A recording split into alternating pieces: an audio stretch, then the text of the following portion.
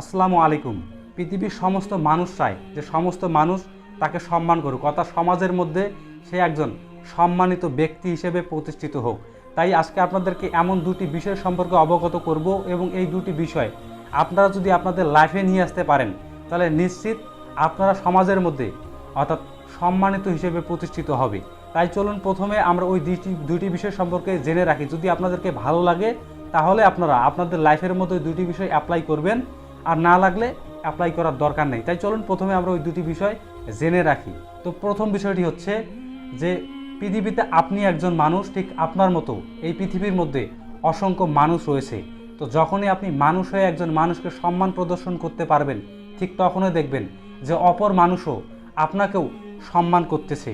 আর দুই নম্বর বিষয় হচ্ছে যে আমরা যারা মুসলিম রয়েছি আমরা সকলেই জানি যে আমাদের একমাত্র ভরসা কেন্দ্র হচ্ছে মহান রব্বুল আলামিন।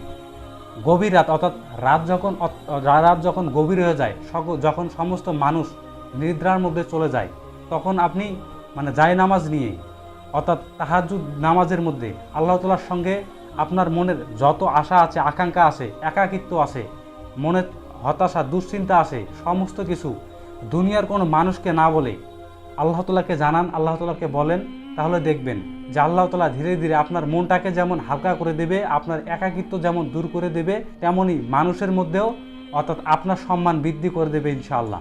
তো এই ছিল মেন দুটি বিষয়। আপনারা যদি এই দুটি অভ্যাস অর্থাৎ এই দুটি জিনিস যদি আপনাদের লাইফের মধ্যে যদি নিয়ে আসতে পারেন তাহলে দেখবেন যে ইনশাআল্লাহ আল্লাহ তাআলা আপনাদেরকেও একটা সময় সম্মানিত হিসেবে অর্থাৎ সম্মানিত করে তুলবে।